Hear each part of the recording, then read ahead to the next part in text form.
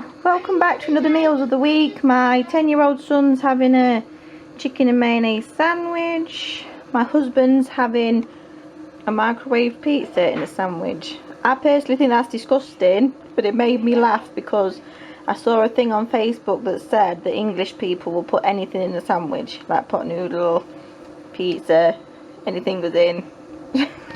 I've just spent £11 in the charity shop. Show you what I got.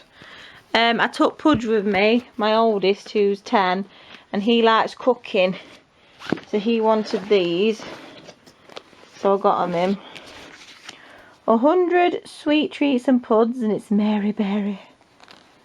Yeah, that's the puddings. And he wanted cakes and cake decorating step by step.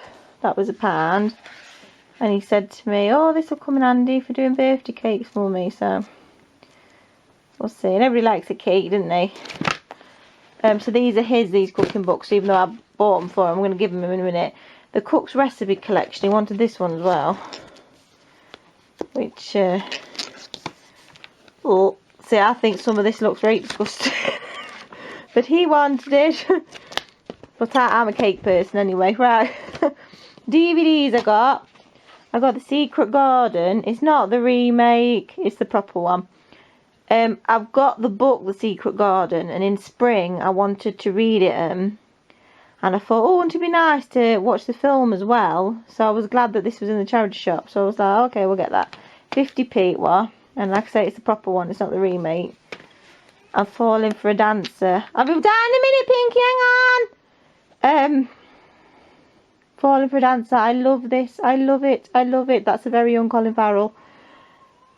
It is on YouTube. I've watched it loads on YouTube, but you never know. It might get took off YouTube for copyright and stuff. I've read the book as well, which is also by Deirdre Purcell, and the book wasn't as good. I didn't like Lizzie in the book, but I like her in the telly one. And it's just lovely. It's lovely. That was for me. That's 3 nail varnishes for me. Black, blue and green. I've got green because Gabriel says at Pudge, he says, oh, that would look dead nice on you, but now I'm thinking, will it look like fungus on my fingers? But we shall see. They were free for £1 anyway. And I got Dick King Smith's the Twin Giants. I've never heard of this book, but Dick King Smith is usually a winner. So I thought, why not? Why not for 50p? Short and Spooky, a book of very short spooky stories. I got this for Pudge to read. He likes spooky stories. The Dinosaur That Pooped Christmas. How lovely. It's wrote by Tom Fletcher, who wrote the Christmasaurus. I'll be 1 minute, Pinky. I only left the room for a second. The Night Before Christmas. This was 20p, and it's a pop-up one. 'Twas the night before Christmas. Far, far, far, far, far. Well, that'd be nice. And these Christmas books are to give the kids now. Snowman's Magic Christmas, because our library's still shut. We're missing the library, so. Oh, Angelina's Christmas. I've got a big book of all the Angelina Ballerina stories, but I haven't got a Christmas one. So I thought this would be dead nice. And this is 50p as well. Called Christmassy look. So lovely. Oh, nah.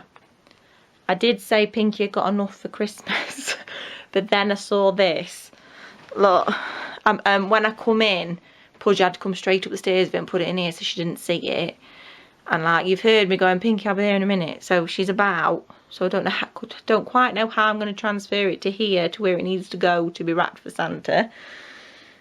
But, look how beautiful that is. It's Beauty and the Beast trolley, and it's £3.50. And she loves carrying things around in bags, so I thought it'd be nice for her to have a little trolley. She puts them on the bottom and the top, and it's £3.50. And look, it works.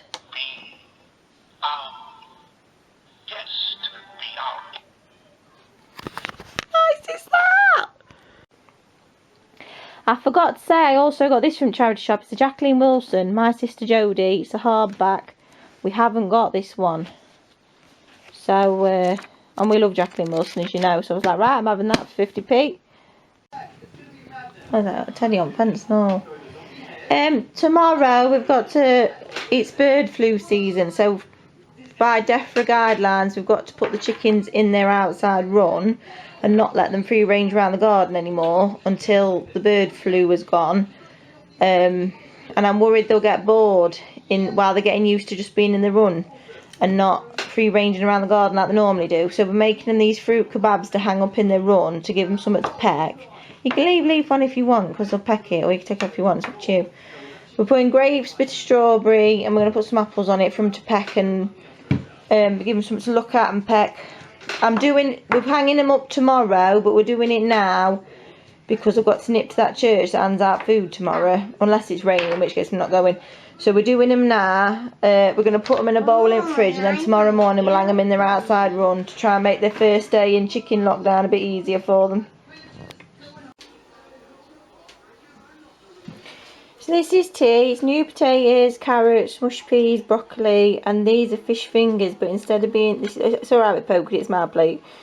They're in batter instead of breadcrumbs. Might put some cheese on my potatoes, I'm feeling cheeky.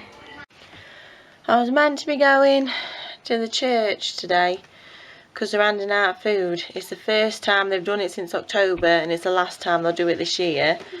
But I can't go now because the husband's scared to death of anything medical. Dentists, doctors, opticians, he's scared to death.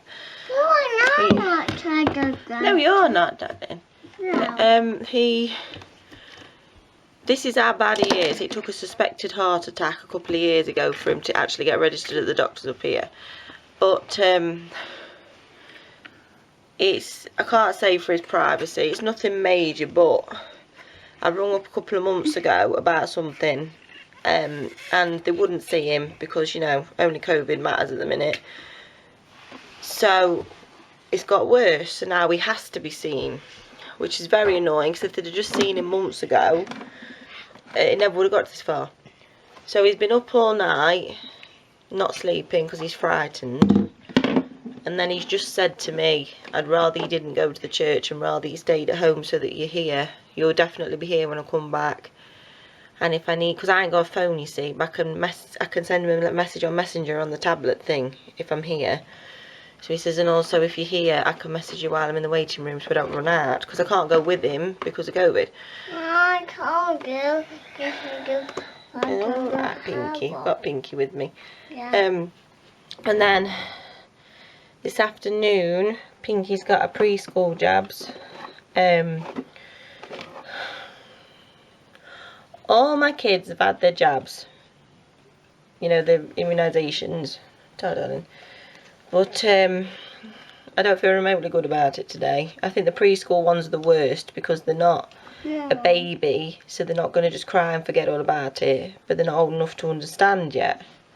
Yeah, I'm going to tell that girl a baby. So I keep telling her and she doesn't understand what I'm on about.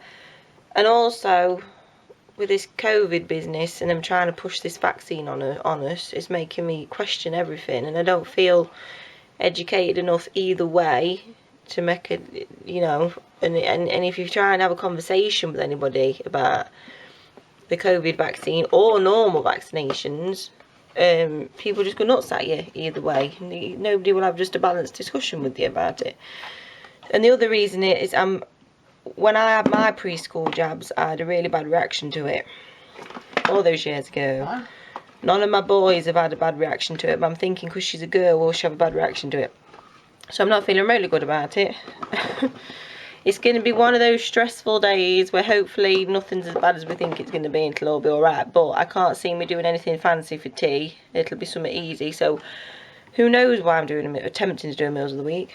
So anyway. Oh, and the other thing that's quite depressing is that it's the chicken's first full day in lockdown in their chicken run.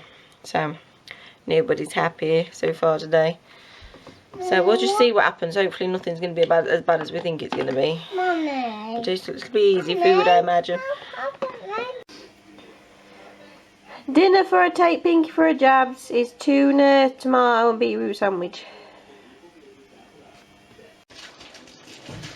I took Pinky for a jab. She weren't remotely bothered. So all that worrying I'd done, and she didn't even care. But she was really pleased with this certificate they gave her for being brave. And the husband's opened the Quality Street and let her have a couple for being brave. But she weren't remotely bothered, which is good. When it's out of the way now, isn't it? She's had her jabs, that's it now, till she's a teenager. That's it, and just cut the rough edges off like before and then cut it, that's it.